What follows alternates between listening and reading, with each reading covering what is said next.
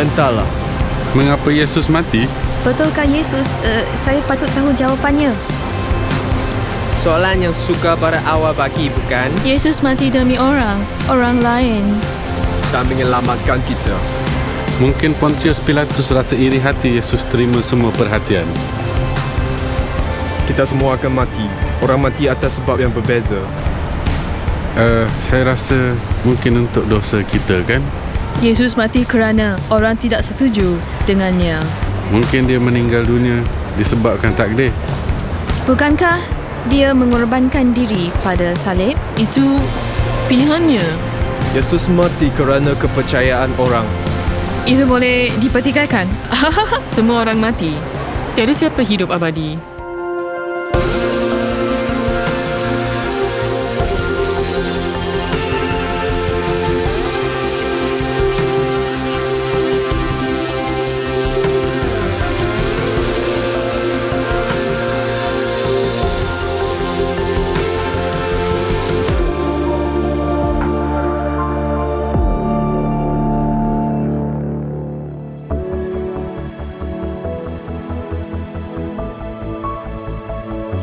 Salib adalah lambang iman Kristian.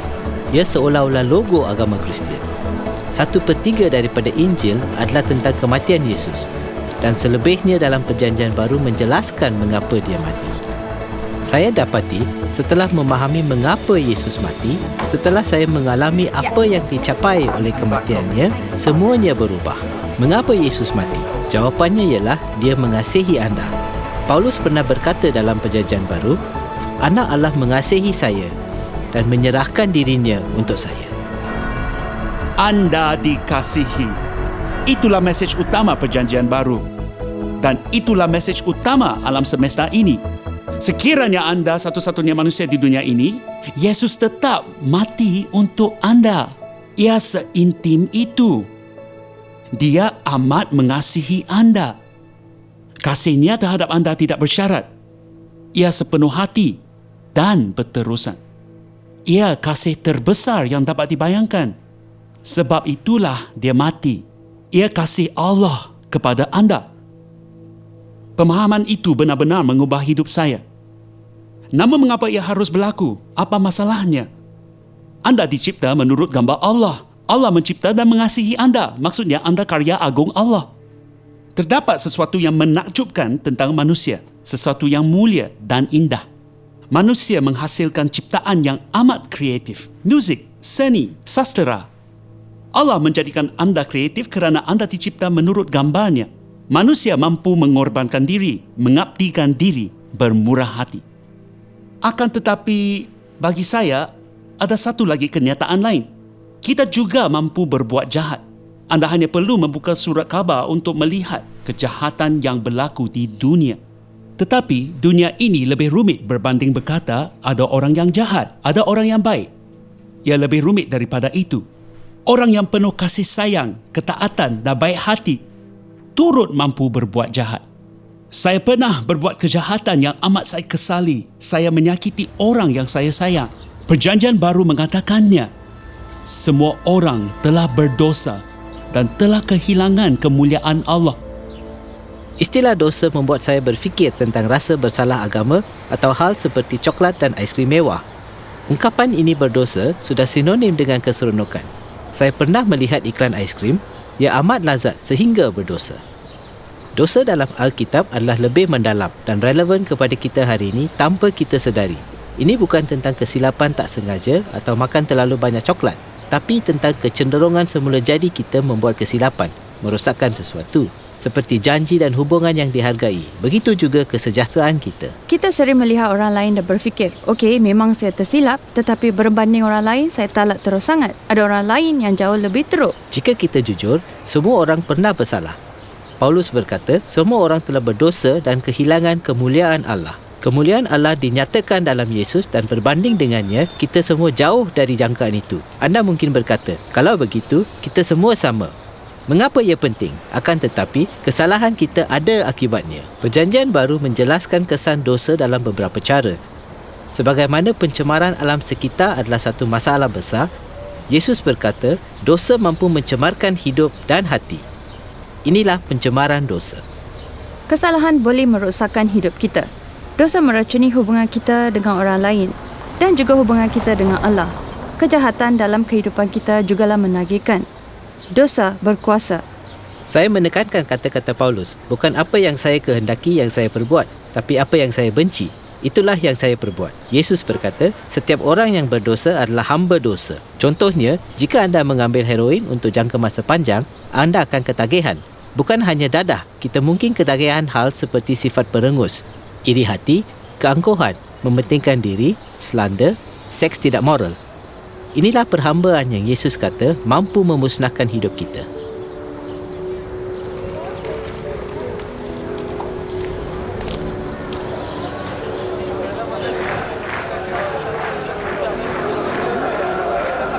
Naluri manusia sentiasa mencari keadilan. Kasih dan keadilan tidak bertentangan. Apabila kita mendengar kanak-kanak dicabul atau orang tua diserang dengan kejam di rumah mereka, kita ingin melihat dalangnya ditangkap dan dihukum. Kerana kita percaya dosa harus dihukum. Namun, bukan hanya dosa orang lain yang wajar dihukum. Dosa kita juga. Lebih mudah berfikir tentang orang lain daripada diri sendiri. Paulus berkata, kerana itu, hai manusia, siapapun juga engkau yang menghakimi orang lain, engkau sendiri tidak bebas dari salah. Sebab dalam menghakimi orang lain, engkau menghakimi dirimu sendiri. Kerana engkau yang menghakimi orang lain melakukan hal-hal yang sama. Kesalahan kita menghasilkan halangan, seperti bertengkar dengan orang yang dikasihi, seperti ahli keluarga atau kawan karib. Anda tak dapat memandang mata mereka, seakan-akan ada halangan telah muncul. Kesalahan kita, dosa kita, menghasilkan suatu sekatan, suatu halangan di antara kita dan Allah. Ia seperti kemusnahan satu hubungan, bukan hanya dengan Allah, malah semua hubungan kita.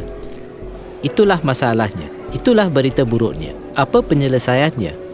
Berita baiknya adalah Allah mengasihi anda dan dia telah datang ke bumi sebagai anaknya untuk menyelesaikannya, untuk mati demi anda dan juga saya. Rasul Petrus menyatakan dia sendiri, iaitu Yesus, telah memikul dosa kita di dalam tubuhnya. Oleh bilur-bilurnya, kamu telah sembuh.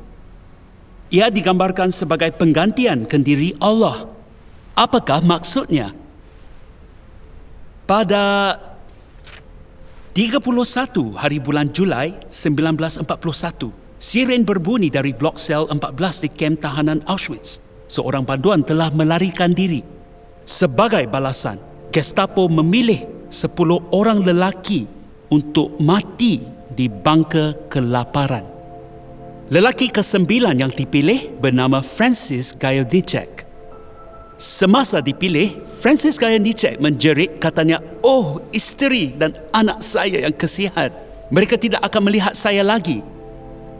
Pada waktu itu, seorang lelaki berbadan kecil dengan cermin mata menanggalkan topinya, berjalan ke depan dan berkata, "Saya seorang paderi Katolik. Saya tiada isteri dan anak. Saya ingin mati di pihak dia." Semua orang terpegun. Tawarannya diterima. Nama lelaki itu ialah Maximilian Kolbe, berusia 47 tahun. Dia dibawa dengan 9 orang yang lain ke bangka kelaparan. Lelaki yang menakjubkan, dia membawa mereka berdoa, menyanyikan kidung. Suasana di sana seolah-olah gereja. Akhirnya, mereka perlukan bangka kelaparan untuk orang lain. Maka, pada 14 hari bulan Ogos 1941, dia diberikan suntikan maut, asid karbolik. 41 tahun kemudian, pada 10 hari bulan Oktober 1982, kematian Maximilian Kolbe dipandang dengan tepat. Di Medan St. Peter, Roma, dalam kerumunan 150,000 orang dengan 26 orang kardinal, 300 bishop dan ketua bishop, berdirinya Francis Gajowniczek. Paus menggambarkan kematian Maximilian Kolbe seperti ini. Dia berkata, ia kemenangan yang serupa dengan yang dicapai oleh Tuhan Yesus Kristus. Disebabkan Maximilian Kolbe telah mati untuk orang lain di tempat orang lain. Orang itu ialah Francis Gajowniczek. Saya ternampak obituarinya di surat khabar Independent. Dia meninggal dunia pada usia 93 tahun dan menghabiskan hayatnya memberitahu orang lain tentang apa yang Maximilian Kolbe lakukan untuknya kerana dia telah mati di tempatnya. Dalam cara yang lebih mengagumkan, Yesus mati di tempat anda dan saya. Penyaliban adalah kemuncak kesakitan dan keaiban. Namun menariknya, Perjanjian Baru tidak menumpukan tentang penderitaan fizikal dan penyiksaan penyaliban. Sebabnya, orang lain dalam sejarah pernah mati akibat kematian fizikal yang lebih dahsyat. Malah penyaliban masih dilakukan sehingga ke hari ini. Penderitaan Yesus adalah unik. Bukan kerana dia menderita secara fizikal dan emosi, tetapi menderita secara rohani. Kerana dia memikul kesalahan anda dan juga saya. Salib dan kebangkitan adalah seperti satu kejadian. Kesan akibat salib umpama berlian cantik yang mempunyai banyak sisi. Salah satunya menunjukkan betapanya Allah mengasihi anda. Rasa bersalah adalah perasaan serba tak kena terhadap tindakan kita. Perasaan malu adalah perasaan serba tak kena tentang siapa kita. Pada salib, Yesus mengambil rasa bersalah, rasa malu anda dan saya. Anda tak perlu rasa bersalah atau malu, kerana anda disayangi. Nilai anda adalah nilai anda bagi Allah. Anda amat bernilai bagi Allah kerana Yesus mati demi anda. Sebegitu dalamlah kasihnya kepada anda. Ia juga menunjukkan sifat kasih yang sebenar. Kasih bukanlah sekadar satu perasaan. Kasih lebih daripada kata-kata. Ia melibatkan tindakan. Yesus menunjukkannya. Dia menunjukkan kasih dengan mengorbankan nyawanya demi kita.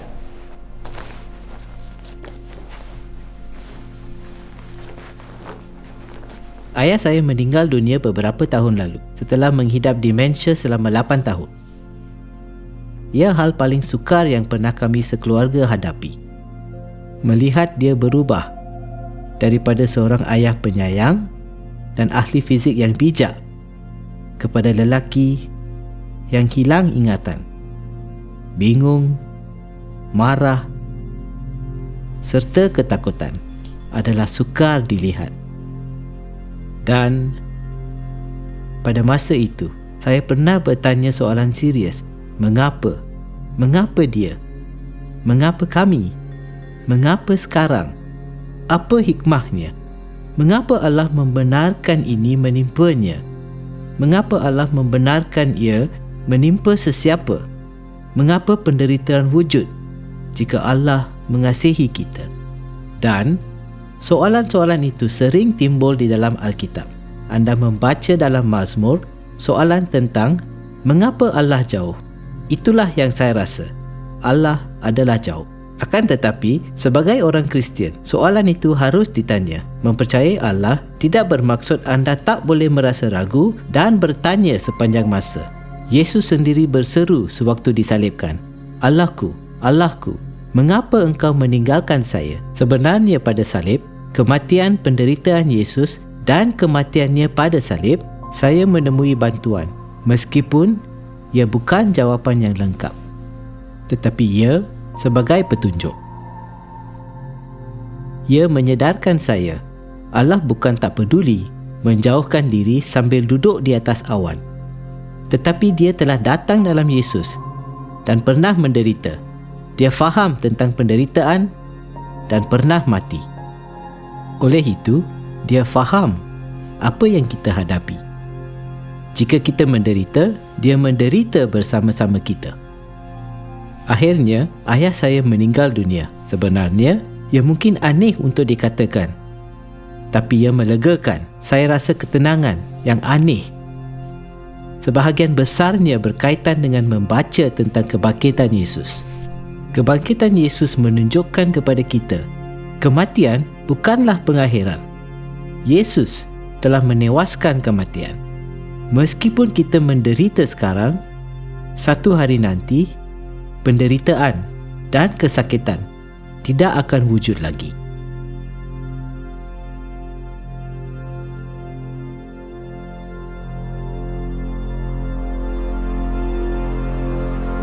Kebangkitan bukanlah satu pembetulan kepada ketewasan yang berlaku pada salib. Ia satu penyataan kemenangan. Ia memberitahu kita kejahatan tidak akan berkekalan. Anda mungkin sedang menderita. Anda mungkin terkial-kial dengan sesuatu. Tapi kejahatan tak akan menang. Ia sudah ditewaskan di kayu salib. Cerita ini berakhir dengan baik. Dan kita juga melihat salib telah menangani semua masalah berkenaan dosa. Melalui salib, pemisah antara kita dan Allah telah dihapuskan. Anda boleh kembali kepada Allah. Paulus berkata, Allah berada dalam Kristus. Allah mendamaikan dunia dengan dirinya melalui Kristus.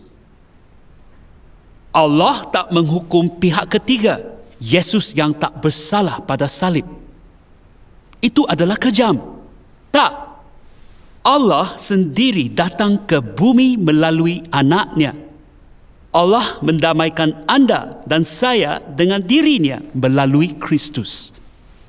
Ia seperti anak yang hilang. Kisah yang Yesus ceritakan tentang seorang anak yang meninggalkan rumah, meninggalkan ayahnya, merayau, kemudian pulang ke rumah.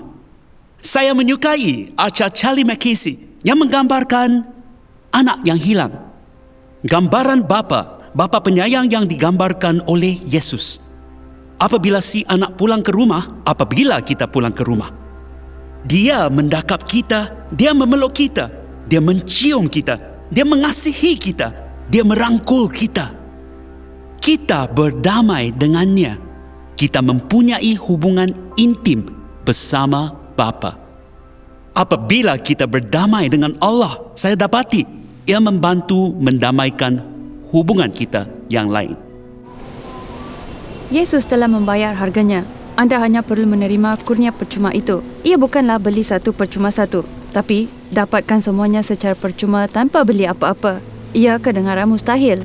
Akan tetapi, kita tak boleh bertindak sesuka hati kerana tahu ia akan diampuni. Kita harus lakukan hal yang sebaliknya daripada menjadi alasan untuk berdosa. Ia adalah insentif untuk tidak berdosa.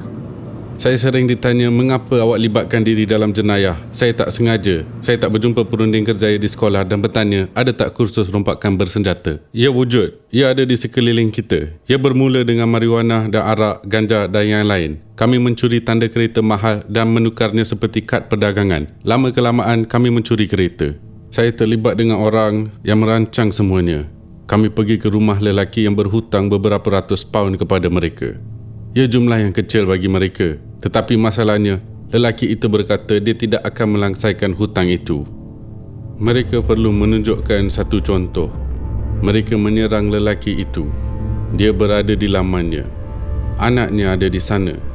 Kami keluar dari kereta, mengheretnya ke dalam kereta bersama kami. Dia memandu ke Niners Quarry dan mengeluarkan pemangkas petrol dari but kereta. Dia memberinya kepada saya dan berkata, cederakan kakinya. Saya cederakan kakinya. Inilah inisiasi saya. Ia berterusan selepas itu. Cerita dipendekkan, di Mahkamah Leeds Crown, bilik Mahkamah 3, saya dihukum penjara selama 7,5 tahun. Saya berfikir, baiklah, mulai sekarang kalau saya nak jadi jahat, baik saya jadi orang yang paling jahat. Saya dipindahkan dari penjara ke penjara, ditempatkan di kategori A, keselamatan maksimum kerana tingkah laku saya. Ada seorang banduan lelaki yang lain. Dia menghampiri saya dan berkata, awak nak menyertai kursus Alpha? Saya tak tahu apa maksud dia. Saya kata, tolong pergi sebelum saya tampar awak. Saya tidak memikirkannya. Keesokan harinya, dia datang semula dengan papan keratannya. Saya tunggu dia cukup dekat untuk ditampar. Dia mesti rasa ada yang tak kena kerana berkata sesuatu dengan cepat. Dia berkata, kamu dapat keluar daripada sel kamu pada petang Rabu. Kopi percuma dan biskut percuma. Baiklah, jumpa hari Rabu nanti. Kami mula menyusahkan mereka, benar-benar menyusahkan mereka. Hal yang menghentikan saya bukanlah apa yang mereka kata kerana saya tak mendengar, tapi tindakan mereka. Mereka membalas saya dengan kasih dan belas kasihan. Saya pun duduk di katil dan mengucapkan doa pertama dalam hidup saya. Saya tak tahu sama saya buat dengan betul atau tak. Ringkasannya adalah, Allah, tolong hilangkan kemarahan, keganasan dan kebencian. Tolong hilangkan ketagihan yang saya terkial-kial tentang. Jika engkau lakukan itu demi saya akan menghabiskan hayat demi engkau. Keesokan paginya, saya bangun seperti biasa untuk merukuk, tapi saya tak dapat menyentuhnya. Semua tentangnya, rupa, fikiran, bau, semuanya membuat saya rasa loya. Saya tahu apa yang patut dibuat. Saya dapatkan bekalan rokok dan membuangnya dari tingkap penjara. Sejurus selepas dibuang, saya pun rasa lebih lega. Saya mulai rasa tenang. Tapi saya masih terkejut. Saya berkata kepada diri sendiri, Daryl, bertenang. Cucilah muka, bercukur dahulu. Sewaktu membasuh muka, saya melihat cermin dan terpegun. Saya tidak mengecam rupa sendiri. Saya berfikir, dia senyum. Bukan setakat senyum, dia berseri-seri. Saya dapati saya bukan sahaja kelihatan berbeza. Saya rasa berbeza. Semua sudah hilang. Seolah-olah ada orang membongkar tengkorak saya dan menuang air sejuk ke dalam. Semuanya sudah dibersihkan. Padri memasuki sayap penjara dan saya memberitahu dia semuanya. Dia berkata, lelaki yang masuk tidur semalam bukanlah lelaki yang sama yang berdiri di sini pada pagi ini. Awak adalah ciptaan yang baru. Saya pun kata, sudah cukup. Tiada lagi pergaduhan, dadah atau yang lain. Jika kamu berhutang kepada saya, lupakannya. Jika kamu pegang barang saya, simpan saja. Saya sudah tak mahu. Saya sudah serik. Saya dah selesai. Yesus telah selamatkan saya. Ketika waktu pembebasan saya tiba, saya tahu saya akan menyertai pelayanan sepenuh masa. Reverend Mark Finch JP, seorang magistrat berkata, boleh tak datang ke Runcorn berdekatan Liverpool? Kami baru mendirikan sebuah gereja di sana. Golongan muda di sana mengalami masalah besar dengan geng dan dadah. Mahukah awak datang? Ia tempat yang tepat untuk ditujui. Dia menjemput saya di pagar penjara pada pagi pembebasan, membawa saya ke rumahnya. Bukan sekadar sebuah rumah. Rumahnya. Rebecca, anak sulungnya, kini menjadi isteri dan ibu kepada 2 orang anak saya yang menakjubkan, Benjamin dan Lydia Grace. Kehidupan saya amat berbeza sekarang. Kuasa dosa dipatahkan melalui salib. Yesus berkata, apabila anak itu memerdekakan kamu, kamu pun benar-benar merdeka. Ketagihan kita diatasi. Sebelum saya menjadi Kristian, saya cepat marah. Bapa saya juga cepat marah. Saya mewarisinya dan berfikir, saya pasti cepat marah sehingga ke hujung hayat. Namun saya dapati, Yesus telah membebaskan saya. Aspek kehidupan yang lain adalah proses yang lebih panjang dan masih ada hal yang saya harus tangani. Dengan 2 istilah teologi, pembenaran berlaku serta-merta. Anda dibenarkan dengan Allah serta-merta melalui salib. Pengkudusan, iaitu proses menyerupai Yesus, adalah proses yang lebih panjang. Yohanes menulis, darah Yesus menyucikan kita daripada segala dosa. Kita menerima pengampunan yang berterusan. Maka kita perlu sentiasa mengampuni. Bagi saya, merasai pengampunan Allah mengubah semuanya. Sebelum menjadi Kristian, jika seseorang menyinggung perasaan saya akan berdendam dengannya. Tapi berdendam umpama membenarkan dia menginap tanpa sewa di kepala anda. Sebelum ini saya enggan memaafkan, saya fikir orang itu pasti terluka. Kini saya dapati, enggan memaafkan lebih melukai saya daripada orang itu. Seseorang pernah berkata, tidak mengampuni orang umpama meminum racun dan berharap dia akan mati. Setelah merasai pengampunan Allah disebabkan Allah telah mengampuni anda, anda perlu mengampuni diri sendiri. Itulah yang paling sukar bagi saya. Tetapi kita perlu mengampuni. Seperti yang C.S. Lewis kata, tidak mengampuni diri sendiri memperlekehkan pengampunan Allah. Jika Allah mengampuni, anda harus mengampuni diri. Kita mengampuni orang lain kerana kita telah diampuni juga. Pengampunan adalah pilihan yang wajib dilakukan. Ia tak mudah. C.S. Lewis berkata, semua orang berfikir pengampunan ialah idea yang baik sehingga mereka perlu mengampuni. Kemudian ia menjadi sukar. Memang benar, pihak yang meminta maaf terdahulu adalah lebih berani. Pihak pertama yang mengampuni adalah lebih kuat. Pihak pertama yang melupakannya adalah lebih gembira. Seorang wira kegemaran saya ialah Corrie ten Boom, Yahudi Belanda yang menyembunyikan orang Yahudi semasa peperangan. Dia ditangkap. Corrie, kakak dan ayahnya dihantar ke kem tahanan Ravensbrück. Ayah dan kakaknya Betsy mati di sana. Dia wanita yang menakjubkan. Selepas peperangan itu, dia mengajar orang lain tentang pengampunan. Ada sekali dia berkhotbah di sebuah gereja di negara Jerman. Selepas berkhotbah, dia mengecam lelaki yang menghampirinya. Dia merupakan pengawal paling kejam di Ravensbrück. Dia masih kelihatan seperti waktu dahulu. Dan dia berkata, "Saya bekas pengawal di Ravensbrück." Lelaki itu tidak mengenal dia, tetapi dia tahu dia kenal lelaki itu. Dia melihatnya dan ingat pernah berjalan bogil melaluinya. Dia berkata, dia berasa amat dingin dan sangat marah. Lelaki itu berkata, "Kini saya seorang Kristian. Saya sedar dahulu saya kejam. Tetapi saya telah menerima pengampunan Allah atas kekejaman lepas. Saya memohon kepada Allah peluang memohon maaf daripada mangsa saya." Fraulein ten Boom, kamu pernah diampuni. Bolehkah awak ampunkan saya? Saya tak sanggup. Saya ingat penderitaan kakak saya kerananya. Saya tak berupaya. Saya tak sanggup. Saya hanya dapat membencinya. Saya berkata, "Terima kasih Yesus kerana memberikan kasih Allah ke dalam hati saya melalui Roh Kudus. Terima kasih Bapa. Kasih Engkau lebih kuat daripada kebencian dan keenganan saya mengampuninya. Dengan serta-merta saya bebas. Saya dapat berkata, 'Saudara, hulurkan tanganmu,' dan kami berjabat tangan. Saya merasa kasih Allah mengalir melalui tangan saya. Anda tidak akan merasai keluasan kasih Allah seperti sewaktu mengampuni musuh anda. Bolehkah anda mengampuni? Tidak. Saya pun tak mampu, tetapi Dia boleh." Pengampunan penuh yang tiada batasan ini boleh mengubah rumah tangga, hidup keluarga, hubungan dan persahabatan kita. Allah mengasihi anda. Anda dikasihi. Anak Allah, Yesus, mengorbankan dirinya demi anda. Setelah memahaminya, hidup saya berubah. Ia juga boleh mengubah semuanya untuk anda.